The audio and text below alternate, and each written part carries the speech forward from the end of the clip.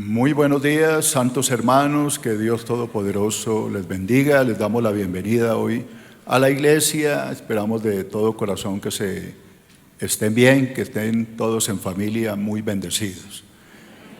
¿Quieren oír palabra de Dios? Bueno, abran la Biblia en 1 Corintios capítulo 11, versículo 23 al 26. Hoy voy a hablar de la cena del Señor. Veamos este video de introducción a mi tema y ya estoy con ustedes.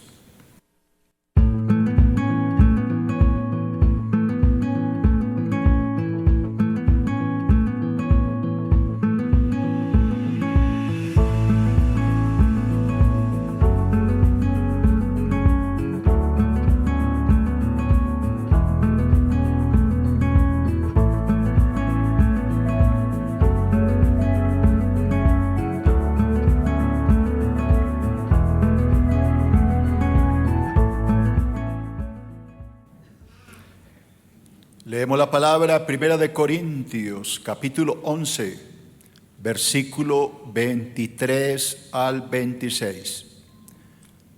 La palabra dice: porque yo recibí del Señor lo que también os he enseñado, que el Señor Jesús, la noche que fue entregado, tomó pan, y habiendo dado gracias, lo partió y dijo: tomad, comed, esto es mi cuerpo, que por vosotros es partido.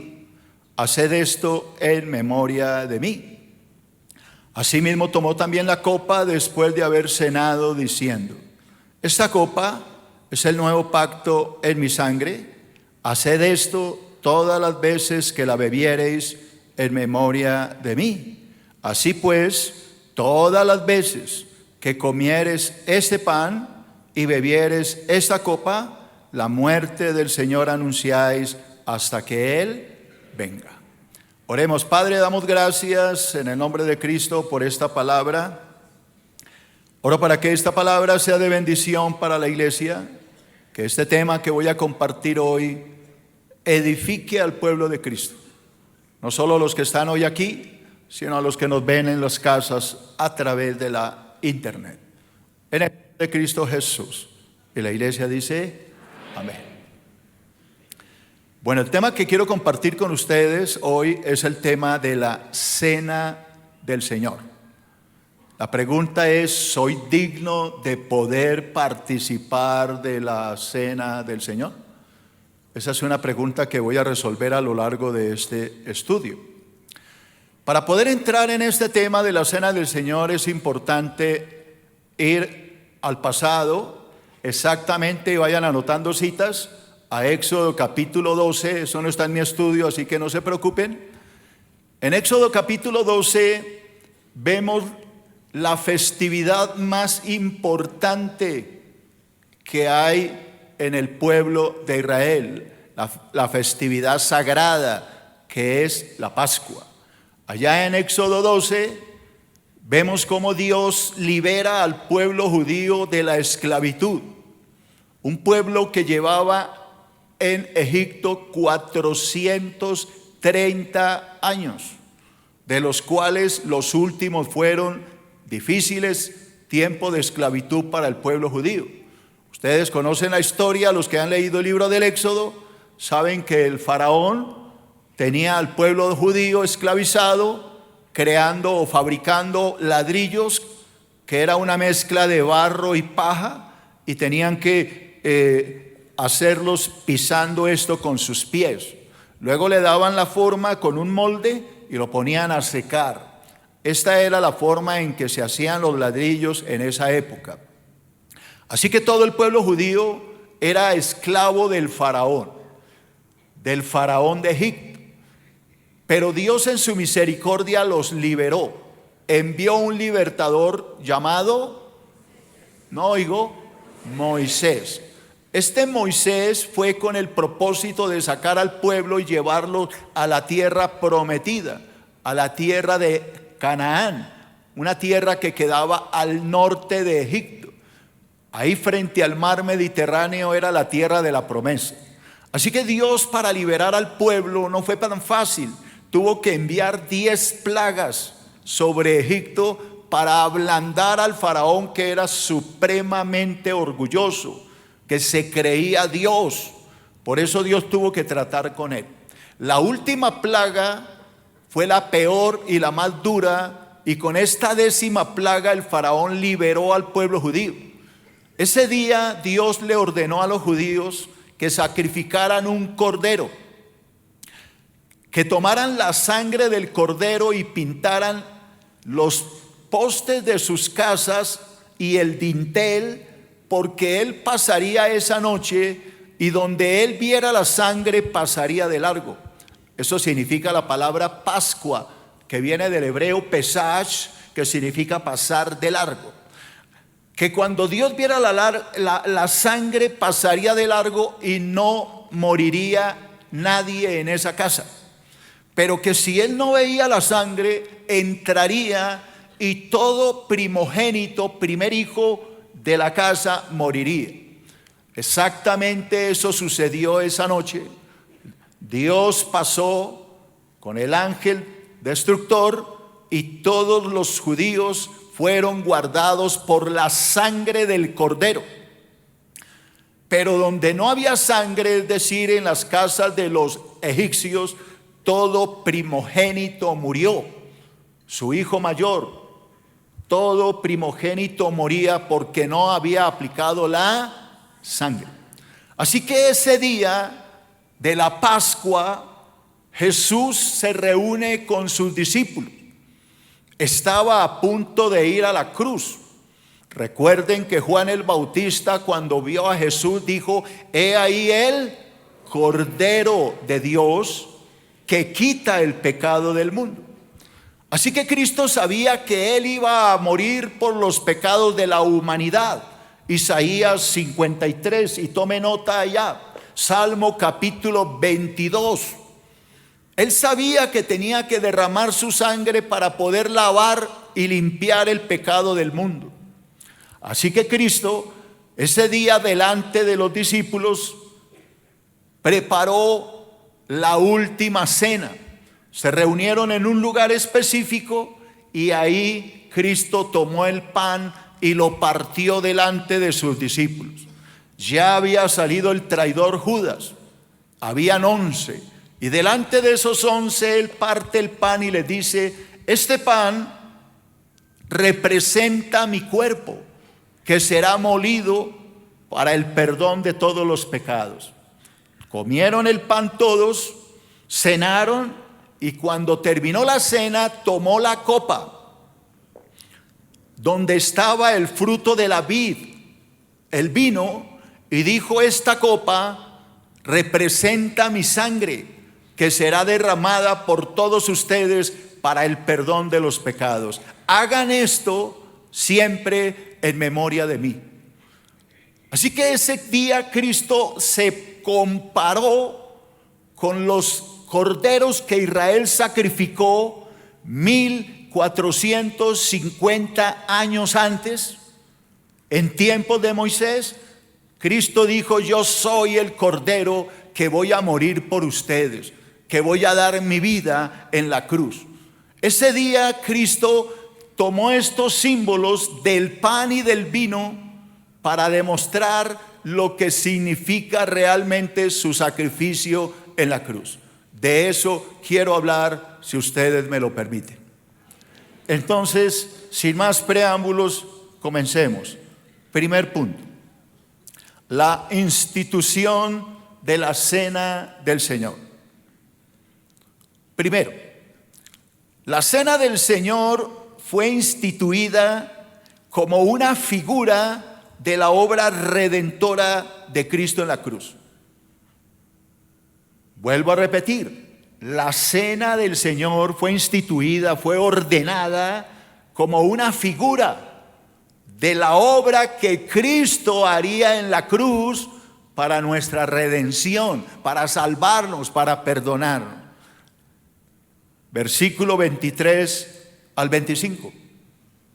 Porque yo recibí, dice el apóstol Pablo, yo recibí del Señor lo que también os he enseñado, que el Señor Jesús, la noche que fue entregado, tomó pan, habiendo dado gracias, lo partió y dijo: tomad, comed, esto es mi cuerpo, que por vosotros es partido, haced esto en memoria de mí. Asimismo tomó también la copa después de haber cenado, diciendo: esta copa es el nuevo pacto en mi sangre, haced esto todas las veces que la bebiereis en memoria de mí. Si ustedes leyeron con cuidado, observarán que Cristo está comparando el pan y el vino con lo que Él va a hacer en la cruz, con el sacrificio que Él haría para el perdón de nuestros pecados. El versículo 23 dice que esto era algo que Pablo recibió del Señor Jesús. ¿Por qué? Porque Pablo no estaba ese día que Cristo instituyó la cena, porque Pablo no hacía parte de los 12 apóstoles. Pablo se viene a convertir a Cristo tiempo después, cuando Cristo ya resucita, sube al cielo. En Hechos de los Apóstoles, y anoten la cita, capítulo 9, Pablo, que antes se llamaba Saulo, se convierte a Cristo, porque Saulo era el peor enemigo del cristianismo. El apóstol Pablo, que ustedes oyen tanto, era un asesino de cristianos. Odiaba a los cristianos porque él era un fariseo judío. Y como él odiaba a los cristianos, la palabra dice en Hechos 9 que ese día que él iba a asesinar a otros, a llevarlos presos para que los mataran, Cristo se le aparece a través de una luz poderosa. Pablo cae al piso y el Señor le pregunta: Saulo, Saulo, ¿por qué me persigues? Saulo le dice: pero si yo no te estoy persiguiendo. Claro que sí, el que persigue a un cristiano está persiguiendo a Cristo. Así que si a ti alguien te persigue, quiero que sepas que Dios te protegerá, porque te están tocando, y el que toca a un hijo de Dios está tocando al mismo Cristo. Así que Pablo ese día queda ciego y entra a Damasco, y allá permanece ciego 3 días. Pero luego se convierte en el gran Pablo, el escritor de Romanos, Primera de Corintios, Segunda de Corintios, Gálatas, Efesios, Filipenses, Colosenses, Primera, Segunda de Tesalonicenses, etcétera. 14 cartas que prácticamente escribió este varón, casi todo el Nuevo Testamento.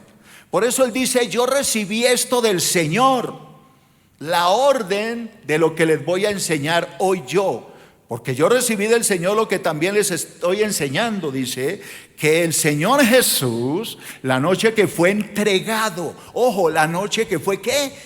Entregado. ¿De qué está hablando?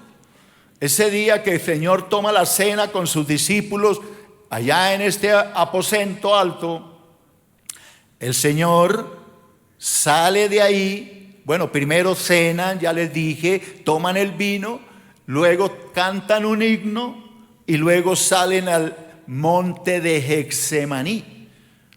Al llegar al monte de Getsemaní, usted recuerda que los discípulos no le apoyaron en oración, porque cada vez que él volvía estaban ¿qué? Durmiendo.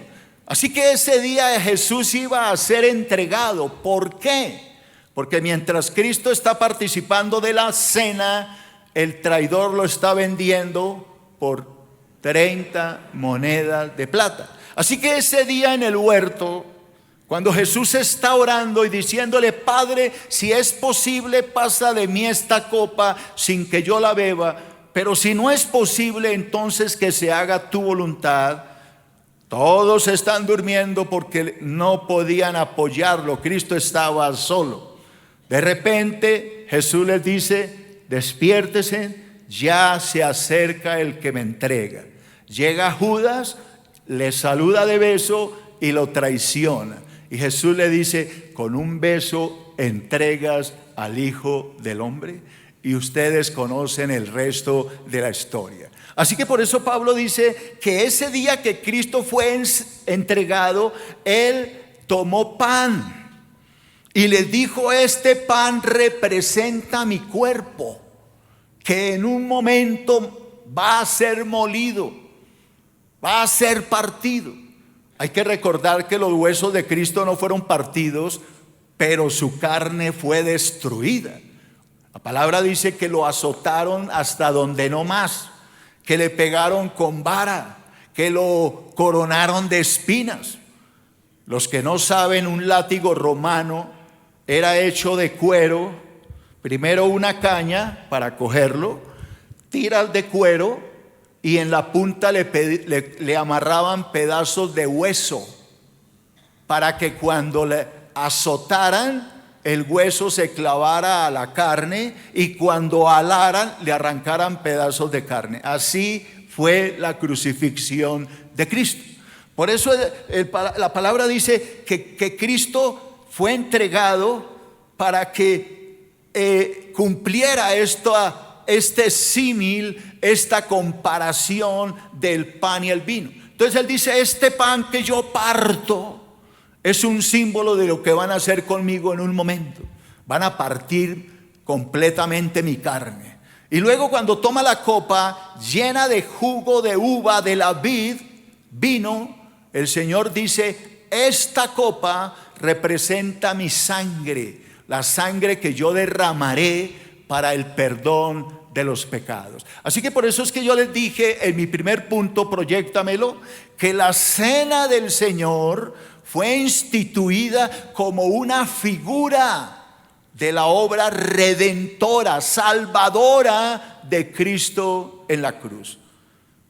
El pan representa el cuerpo de Cristo, que fue quebrantado en la cruz por nuestros pecados. La copa representa la sangre de Cristo que fue derramada en la cruz para limpiarnos de todo pecado. Mateo 26, 26 al 28. Mientras comían, tomó Jesús el pan y lo bendijo y lo partió. Ojo a esa palabra, lo partió. Y lo dio a sus discípulos y les dijo, tomad y comed, porque esto es mi cuerpo. Ahí hay que tener cuidado porque la Iglesia Católica lo toma de manera literal. Entonces ellos dicen que cuando comen la hostia dentro de ellos se convierte en el cuerpo de Cristo, que es lo que llaman la transustanciación. Eso no es bíblico. Lo que Cristo está diciendo es que ese pan representa su cuerpo que iba a ser molido en la cruz. Versículo 27. Y tomando la copa y habiendo dado gracias les dio diciendo, bebed de ellas todos, porque esto es mi sangre del nuevo pacto. Ya les voy a hablar del nuevo pacto. Del nuevo pacto que por muchos es derramada para la remisión de los pecados. Por muchos que van a ser salvos. Cristo derramaba la sangre por mucha gente. Entre esa gente por la que derramó la sangre, aquí está una gran cantidad de los que Él entregó su sangre para salvarlos.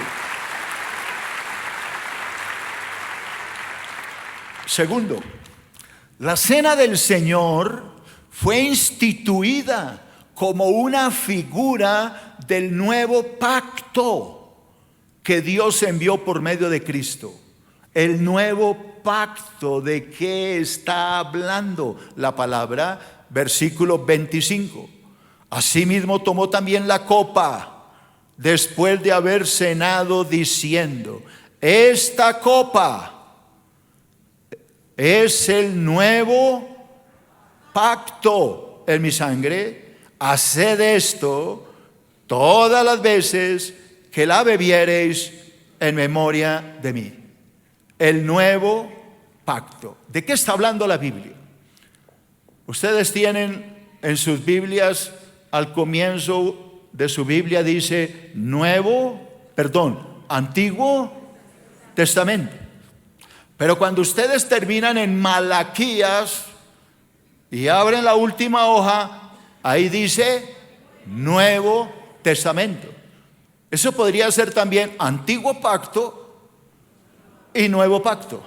El Nuevo Pacto se inaugura con los 4 evangelios: Mateo, Marcos, Lucas y Juan. luego sigue Hechos, Primera de Corintios, etc. Entonces, ¿qué es lo que nos está diciendo la Biblia?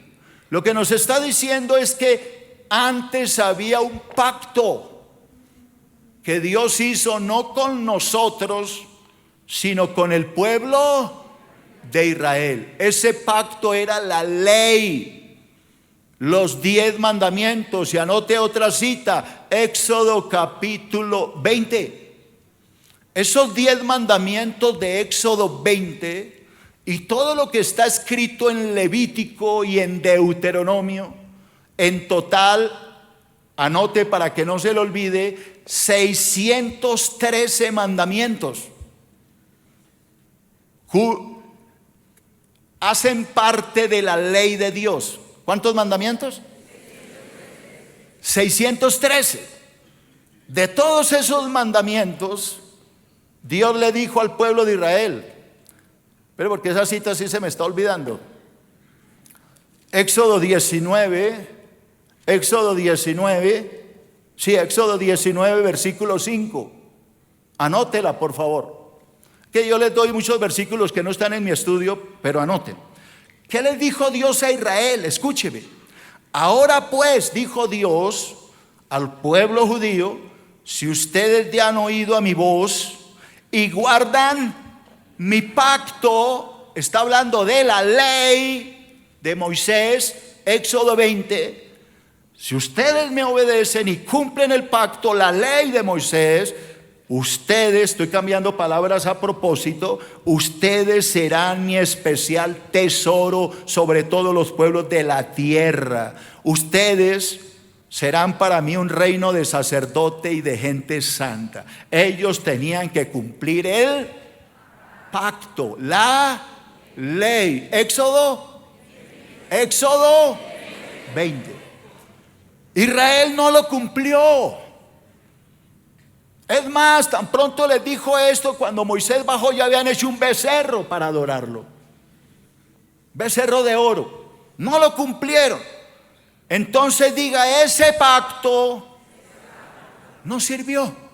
No porque fuera malo, sino porque Israel no podía cumplirlo. Dios anunció ese pacto en el libro a través del profeta Jeremías, capítulo 31. Vaya conmigo a Jeremías, capítulo 31 y versículo 31 al 34. Ojo, Jeremías escribe esto 600 años antes de Cristo. Jeremías 31. Léalo conmigo. He aquí vienen días, dice Jehová, en los cuales haré nuevo pacto con la casa de Israel y con la casa de Judá. No como el pacto que hice con sus padres, está hablando de Éxodo 19, el día que los tomé de la mano para sacarlos de la tierra de Egipto. ¿Por qué? ¿Por qué ese pacto? Porque ellos invalidaron mi pacto, no lo cumplieron. Aunque yo fui un marido para ellos, dice Jehová. Como ese pacto no lo pudo cumplir Israel, entonces Dios les promete un pacto de gracia. Y es lo que dice el versículo que continúa. Pero este es el pacto, el nuevo pacto que yo haré con la casa de Israel después de aquellos días. Escucha, iglesia. Daré mi ley,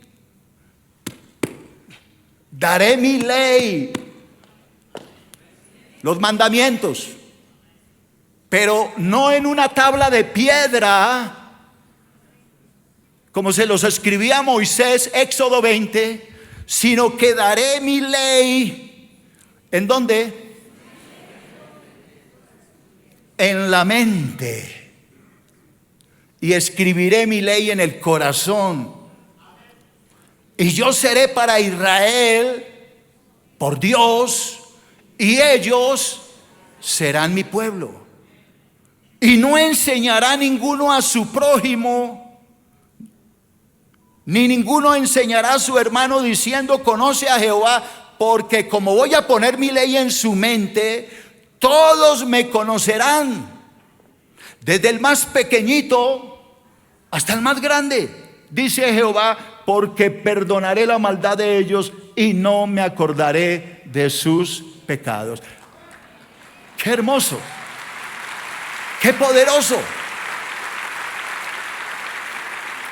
Entonces, por favor, póngame atención, no se distraiga.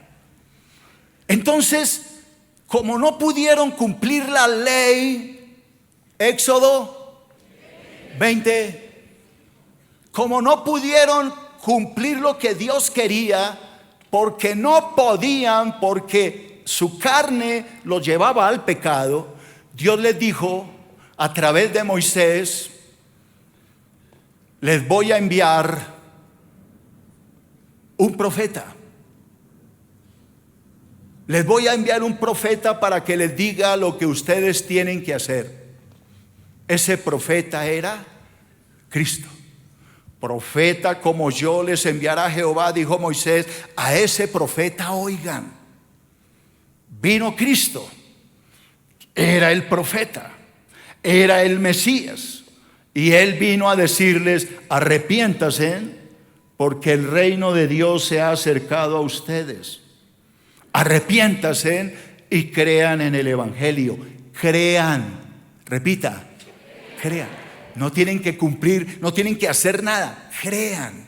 Si ustedes creen, yo les voy a dar el Espíritu Santo.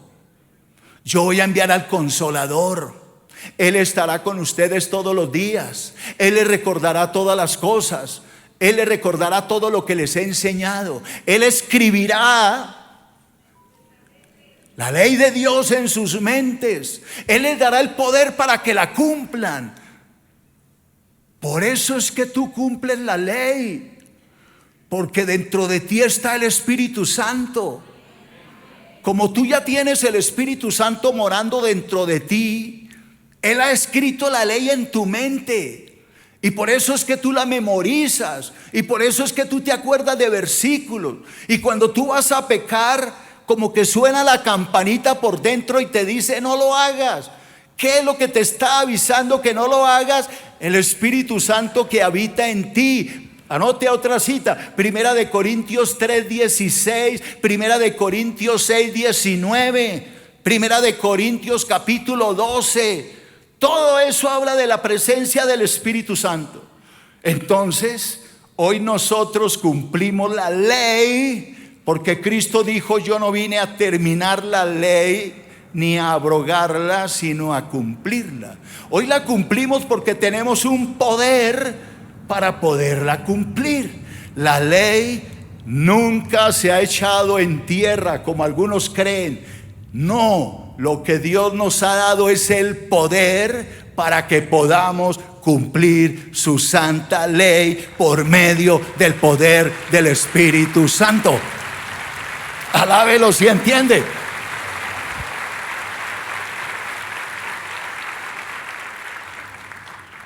Hay gente que dice: no, es que la ley eso es del Antiguo Testamento, hoy no hay que guardarla. ¿Qué? ¿Se embobó? Cristo dijo: yo no vine a terminar la ley, vine a hacer que se cumpla.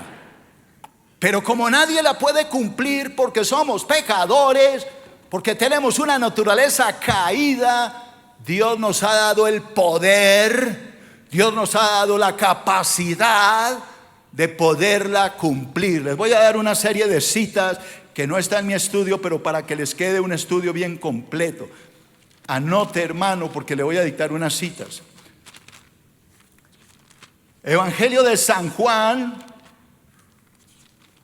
capítulo 14, versículo 16 y 17. Yo rogaré al Padre y os dará otro Consolador, el Espíritu Santo, el cual el mundo no puede recibir, yo se los voy a dar. Otra cita, Juan capítulo 14, versículo 26. El Espíritu Santo, a quien el Padre enviará en mi nombre, Él les enseñará todas las cosas y les recordará todo lo que les he dicho. Evangelio de San Juan, capítulo 15, versículo 26. Cuando venga el Consolador, a quien yo voy a enviar en mi nombre, el Espíritu de verdad, el que procede del Padre, Él dará testimonio acerca de mí. Evangelio de Juan, capítulo 16, versículo 7 al versículo 15. Les conviene que yo me vaya para que pueda venir el Espíritu Santo. Versículo 13. Cuando venga el Espíritu Santo, Él los va a guiar a la verdad. Él va a hablar por su propia cuenta. Él les enseñará todas las cosas. Él me glorificará. El Espíritu es el que nos da el poder de cumplir la ley de Dios que nunca ha caducado. Cuidado con decir es que la ley ya no hay que cumplir. ¿A quién le dijo eso? Dios le iba a dar eso a Israel. Ya le di la cita, Jeremías 31, 31 al 34. Pero vino el Mesías y el pueblo no se arrepintió. El mensaje de Cristo era: arrepiéntase. Y ellos dijeron: ¿cuál arrepiéntase? Crucifícalo. Por eso, como Israel rechazó el regalo de la gracia, del poder del Espíritu en nosotros, entonces Dios le dijo a Pablo: como Israel me rechaza, predícale a los gentiles. Por eso Pablo dijo: Dios me envió a predicarles a ustedes todo lo que yo les estoy enseñando hoy. Mas puesto que ustedes no quieren recibir la palabra de Dios, Dios me ha ordenado que de hoy en adelante le predique a los gentiles. Ellos oirán y Dios les dará el Espíritu Santo a ellos y escribirá la palabra de Él en su mente para que todos obedezcan a Dios y cumplan lo que Dios quiere que todo cristiano cumpla por medio del poder del Espíritu Santo. Levante la mano, ¿quién está entendiendo? Así que cuando usted me dice: pastor, es que yo me caí con la mona, porque es que el diablo me tentó. Mentiroso. Usted tiene un poder. Y anote otra cita, Hechos 1:8. Cristo dijo: les voy a dar poder cuando haya venido sobre ustedes el Espíritu Santo. Nosotros tenemos el poder y el diablo no puede mandarnos a pisar barro. El faraón de este mundo no es el de Egipto. El faraón de este mundo es Satanás. El barro que pone a pisar a la gente es el pecado, la inmundicia. Pero nosotros ya no estamos bajo su influencia, porque nuestro gran libertador, que no es Moisés sino Cristo, ya vino para liberarnos. Nuestra Pascua, que es Cristo, ya fue sacrificada en la cruz para el perdón de nuestros pecados. Somos libres del poder de Satanás. Dígame que me está entendiendo. Anote otra cita para que no se le olvide. Primera de Corintios 5:7. Nuestra Pascua es Cristo. Nuestro Cordero Pascual es Cristo. El diablo no puede ponerte a pisar barro. Eso lo hacíamos antes de ser cristianos, en la discoteca, pisando el barro, y dele y baile y jarte como una yegua soleada, y dele y orine y hágale otra vez. Y pise el barro de Satanás y peque con el diablo. Pero tú ya no estás bajo el dominio del diablo. Tú cruzaste la puerta, como te lo he enseñado. De modo que si alguno está en Cristo, nueva criatura es. Las cosas viejas pasaron, ahora todo ha sido hecho nuevo.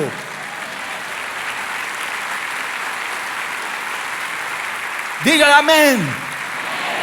Anote otra cita, Primera de Corintios 5:17. De modo que si alguno está en Cristo, usted ya se la sabe. Dígame que me está entendiendo. Diga: yo tengo poder.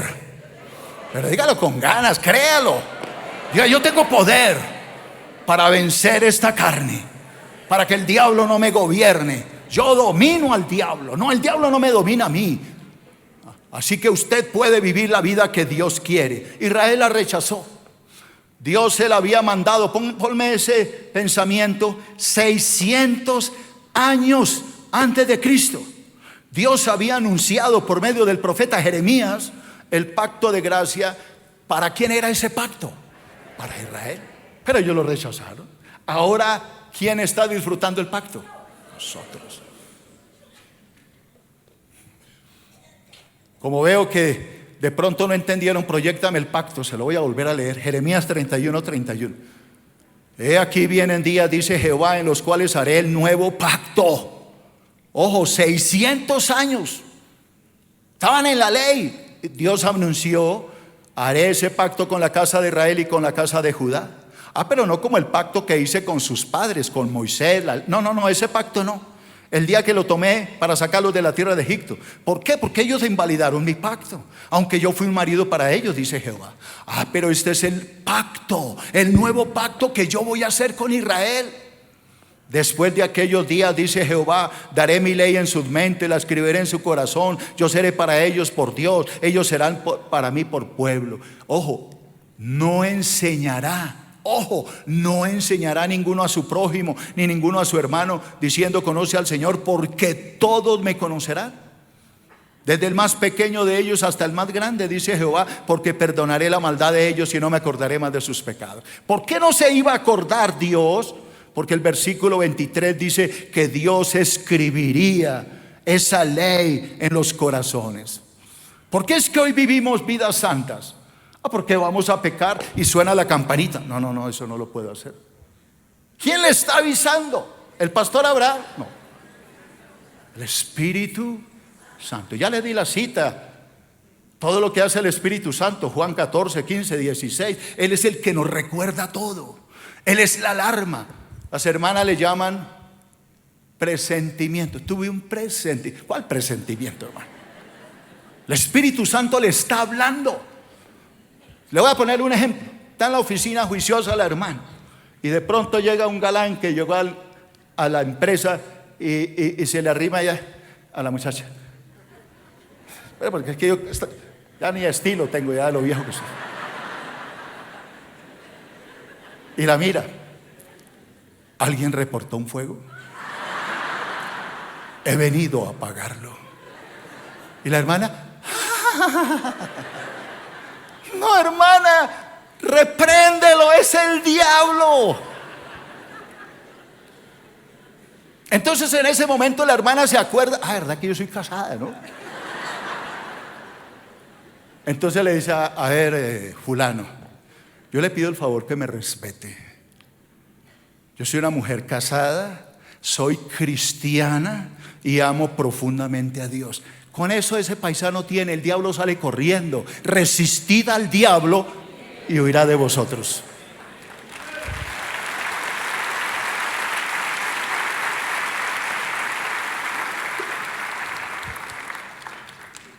El pacto de gracia que Dios le prometió a Israel no pudo hacerse realidad, hermano, debido a que el pueblo judío rechazó al Mesías. Lo condenaron, lo mandaron a la cruz. Y eso es lo que dice Hechos 8, 6 al 13. Pero ahora, tanto mejor ministerio es el suyo. Está hablando de Cristo, cuando es mediador de un mejor pacto de gracia, establecido sobre mejores promesas. Porque si aquel primer pacto, ahí estoy agregando palabras a propósito, hubiera sido sin defecto, hubiera sido perfecto, pues ciertamente no se hubiera procurado el lugar para un segundo. ¿Por qué? Porque reprendiéndonos dice: aquí vienen días, dice el Señor, en que estableceré con la casa de Israel y con la casa de Jehová un nuevo pacto. Pero no como el pacto que hice con sus padres en el día que los tomé de la mano para sacarlos de la tierra de Egipto, porque ellos no permanecieron en mi pacto. Y yo me desentendí de ellos, dice el Señor. Por lo cual, este es el pacto que haré con la casa de Israel después de aquellos días, dice el Señor. Pondré mis leyes en la mente de ellos, sobre sus corazones las escribiré seré a ellos por Dios, ellos serán para mí un pueblo. Mire que el escritor de Hebreo está tomando lo que dijo el profeta Jeremías. Ninguno enseñará a su prójimo, ninguno a su hermano, diciendo conoce al Señor, porque todos me conocerán, desde el menor hasta el mayor de ellos. Porque seré propicio a sus injusticias y nunca más me acordaré de sus pecados y de sus iniquidades. Al decir un nuevo pacto, ha dado por viejo el primero, y lo que se da por viejo se envejece y está próximo a desaparecer. ¿Qué es lo que está diciendo la Biblia? Proyécteme el versículo 6. Como no funcionó el pacto porque Israel no lo cumplió, por eso Dios envió a Cristo con un mejor pacto, porque Él trae un pacto mejor, establecido sobre mejores promesas. ¿Cuáles son las promesas? ¿Hacer o creer? Creer. El que crea en mí será salvo. Yo soy la resurrección y la vida. El que cree en mí vivirá para siempre. Yo soy el pan vivo que descendió del cielo. Si alguno come de este pan, vivirá para siempre. Yo soy la luz del mundo. El que me sigue no andará en tinieblas, sino que tendrá la luz de la vida. ¿Alguien me está entendiendo? No tienes que hacer nada. Lo que tienes que hacer es creer. Y si crees, recibes el poder. Y si tienes el poder, puedes cumplir la ley. Y si cumples la ley, estás agradando a Dios, porque la ley de Dios nunca caduca, debe cumplirse.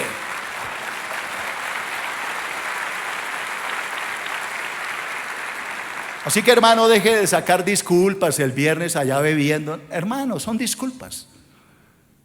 Si tú de verdad tienes al Espíritu Santo, el Espíritu Santo te va a decir no lo hagas.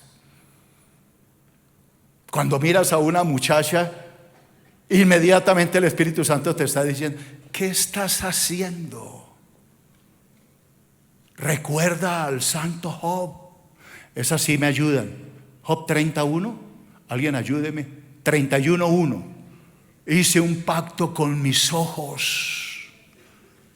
Hice un pacto con mis ojos para nunca mirar a una virgen, a una doncella y morbosearla con la mirada. 31 o 30.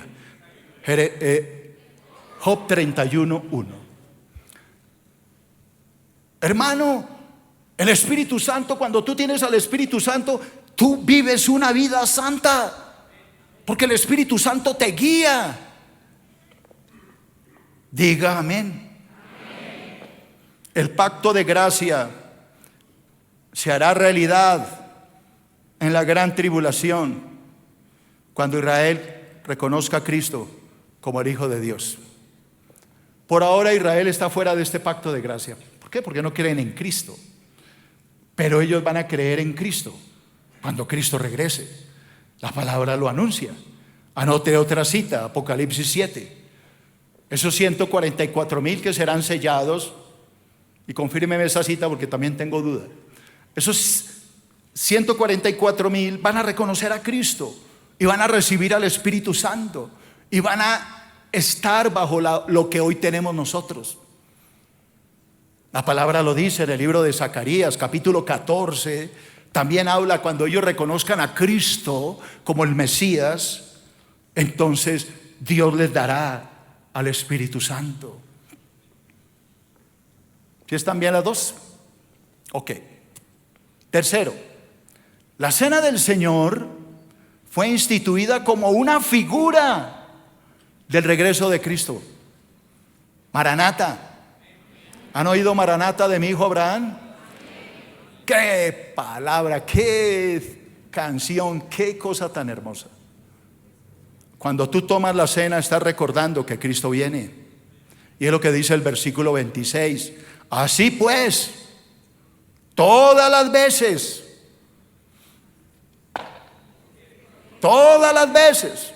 que comieres este pan y bebieres de la copa, ¿qué pasa? La muerte del Señor anunciáis hasta que Él venga. ¿Qué es lo que hace cada vez que tú tomas el pan? Recordar lo que Cristo hizo en la cruz. Todo lo que les estoy enseñando, recuérdalo. Por eso es que tú no puedes tomar esto a la ligera. Cada vez que participamos de la cena del Señor, estamos recordando su pronta venida, hermanos. Hechos 1, 10 al 11. Y estando ellos con los ojos puestos al cielo, entre tanto que Cristo se iba, he aquí que se pusieron junto a ellos dos varones con vestiduras blancas, dos ángeles, los cuales les dijeron a estos judíos: varones galileos, ¿por qué estáis mirando al cielo? Ese mismo Jesús que ha sido tomado de vosotros al cielo, así vendrá como lo habéis visto ir al cielo. Él volverá. Alabado sea su nombre.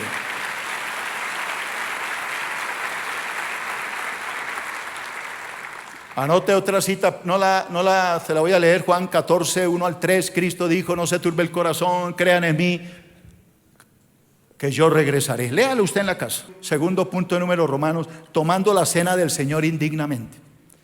Todo lo que yo ya le enseñé, el nuevo pacto, lo que Cristo hizo, el Espíritu Santo, el poder que Dios nos, todo eso tiene que usted aplicarlo para no tomar la cena del Señor indignamente. Primero, quien toma la cena del Señor indignamente está pecando contra el cuerpo y la sangre de Cristo. Versículo 27. De manera que cualquiera que comiere este pan, bebiere esta copa del Señor indignamente, será culpado del cuerpo y de la sangre del Señor. Así que, hermano, cuando usted vaya a tomar la cena, tiene que tener cuidado, porque de pronto está tomando la cena, ¿qué? Indignamente. ¿Quiénes de ustedes estudiaron Primera de Corintios conmigo en las madrugadas? Levante la mano. No más, y el resto durmiendo como unas focas. Ustedes que estudiaron conmigo aprendieron que en la iglesia de Corinto había mucho que pecado, pero a la lata, hermano. Pecado horribles en la iglesia. Entonces, los corintios tomaban la cena del Señor indignamente porque entre ellos habían contiendas, pecados sexuales, litigios, divisiones, glotonería y, aunque le parezca increíble, hasta borracheras. Entonces, habían hermanos en peleas. Mire lo que dice Primera de Corintios 11:1. Porque he sido informado, dice Pablo, acerca de vosotros, la iglesia de Corinto, hermanos míos, por los de Cloe, que hay entre vosotros, ¿qué? Contiendas. En Corinto habían contiendas, peleaban, agarrados de las mechas unos con otros, peleando por todo. Yo no sé si aquí sucederá lo mismo. Ay de aquellos que están sirviendo en la iglesia y agarrados con la hermana. Y esta hermana, hermana, es su hermana. Pero no, ella no tiene problema en tomar la cena. Pecado. Versículo 5:1. Primera de Corintios 5:1. Escuche. De cierto se oye que hay entre vosotros en la iglesia fornicación. Y tal fornicación que ni aun se nombra entre los gentiles, tanto que alguno tiene la mujer de su padre. Así que tenemos otro hermanito que se acostaba con la madrastra. Y el papá, pues yo me imagino que ya el viejito, ¿qué podía hacer? Y este se le acostaba a la mujer. Pero el hermano no tenía problema en la Santa Cena. Antes cogía a la muchacha y tomaban la cena. Pecado, pero tomaban la cena. ¿La estaban tomando qué? Indignamente. Capítulo 6, versículo 1. ¿Osa alguno entre vosotros, cuando tiene algo contra otro, ir a juicio delante de los injustos y no delante de los santos? Entonces tenemos hermanos demandándose uno al otro, en el juzgado civil no sé qué, en el juzgado de no sé dónde por allá, demandándose en unos a otros. Capítulo 11, versículo 18. Pues en primer lugar, cuando os reunís como iglesia, oigo que hay entre vosotros divisiones, y en parte lo creo. No, yo soy fanático de Jorge Montoya, hago parte del grupo de Jorge. No, yo soy del grupo de Cheo. No, a mí me gusta es el pastor, nadie más. No, yo sigo al pastor Abraham Jr. Este pastor Abraham, el viejito, es como muy fregado, o muy mal geniado. Divisiones, grupitos. Entonces uno hablaba mal del uno y el otro hablaba mal del otro. Pero no tenían problema el día de la cena levantarse y participar de la cena. ¿Estaban haciendo lo qué? Dígalo más duro. Indignamente. Capítulo 11, versículo 20 y 21. Cuando pues os reunís vosotros, esto es a comer la cena del Señor, la Santa Cena, porque al comer cada uno se adelanta a tomar su propia cena y uno tiene hambre y el otro se embriaga. ¿De qué está hablando? Yo les enseñé todo eso las madrugadas. Se hacía una cena ágape, una cena de amor antes de la cena del Señor. Entonces llevaban comida y celebraban. Y entonces los que tenían plata llevaban botellas de vino y comida y baquete. Y cuando iban a repartir la cena estaba hincho el hermano, borracho. Y estaba como un marrano que se estallaba, glotonería. Pero él no tenía problema de levantarse a tomar la cena, borracho. Y ni siquiera le había compartido una papa al hermano hambriento, sino que comía hasta que estallaba él. Y eso lo condena Pablo. Entonces yo le hablo hoy. Cuando usted toma la cena y usted sabe que tiene relaciones sexuales con su novio sin estar casado o con su novia, ¿cómo se atreve a tomar la cena? O cuando usted vive agarrado con el marido, llegó peleando ese domingo, pero agarrado, y viene y toma la cena. ¿Usted cree que está haciendo bien? Segundo, es necesario limpiar el corazón de todo pecado antes de participar de la cena del Señor. Versículo 28. Por tanto, pruébese cada uno a sí mismo y tome así y coma así del pan y beba de la copa. Pruébese, primero mire a ver cómo está. Oiga, iglesia, póngame atención. Cuando Cristo, antes de celebrar la cena del Señor, léanlo otra vez en la casa y se van a dar cuenta de algo que muy pocos han visto. El Señor les dice, antes de darle la cena, Él les dijo: uno de ustedes me va a entregar. Y todos empezaron: ¿seré yo? El otro: ¿seré yo? El otro: ¿seré yo? ¿Qué les estaba diciendo? Examine primero su corazón, porque voy a darle la cena. Y entonces Judas dijo: ¿seré yo? Le dijo: no, mentiras. Pues claro que es usted. Examina el corazón. Y por eso Jesús le dijo: ve, y lo que vas a hacer, hazlo. Tú no puedes participar de la cena porque tú me vas a traicionar. Entonces Judas se va. Y cuando ya sale el traidor y todos están bien, es que él parte la cena. Aprenda algo de esto, hermano. Es que no es. Algunos creen que el pan es como, y el vino es como, ¿cómo le explico yo? Como algo rutinario, como algo periódico que hay que hacer y que toca hacerlo. No, pruébese a sí mismo. Vaya, mire cómo está antes de tomar la cena. Juan capítulo 6, versículos 53 al 56. Jesús les dijo: de cierto os digo, si no coméis la carne del Hijo del Hombre y bebéis su sangre, no tendréis vida en vosotros. El que come mi carne, bebe mi sangre, tiene vida eterna. Yo lo resucitaré en el día postrero. Porque mi carne es verdadera comida, mi sangre es verdadera bebida. El que come mi carne, bebe mi sangre, en mí permanece y yo en él. De eso está hablando Cristo.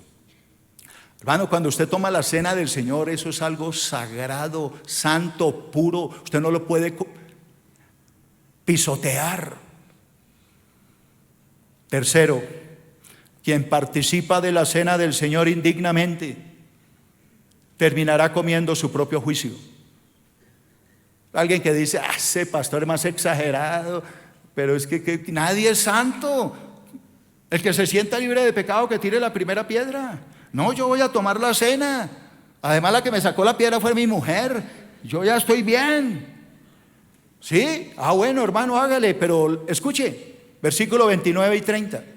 Porque el que come y bebe indignamente, sin discernir el cuerpo de Cristo, el cuerpo del Señor, ¿qué pasa? Ahí sí no leen, ¿no? ¿Qué pasa? Juicio come y bebe para sí. Por lo cual es que en la iglesia hay muchos enfermos y debilitados entre vosotros y otros duermen. ¿Qué pasó? Se murieron. Se murieron por tomar la cena del Señor indignamente. Y cuarto, y con esto termino, quien toma la cena del Señor indignamente tendrá que enfrentar el juicio de Dios. No se ponga bravo conmigo, pelee con Dios, que fue el que lo dijo, yo le enseño lo que Él dijo. Versículo 31 y 32. Si pues nos examinásemos a nosotros mismos, no seríamos juzgados. Mas siendo juzgados, somos castigados por el Señor para que no seamos condenados con el mundo. Dios al que ama, disciplina y azota al que recibe por hijo. Si nosotros nos examinamos, proyécteme el versículo 31. Si nosotros nos examinamos, ¿alguno de ustedes me va a entregar? ¿Seré yo? No se haga el bobo. Claro que sí. Si nosotros nos examinásemos, pues no seríamos juzgados porque tengo mi conciencia limpia. Pero si yo la tomo indignamente, entonces soy juzgado, castigado por el Señor para no condenarme con el mundo, para que Dios en su misericordia me corte, pero salve mi alma. El que tenga oído, que oiga lo que el Espíritu Santo le habló a la iglesia. Sé parte de nuestra iglesia digital. Visítanos en www.iglesiafiladelfiajb.com. En Facebook y YouTube, encuéntranos como Iglesia Filadelfia JB. En Instagram y Twitter como @FiladelfiaJB.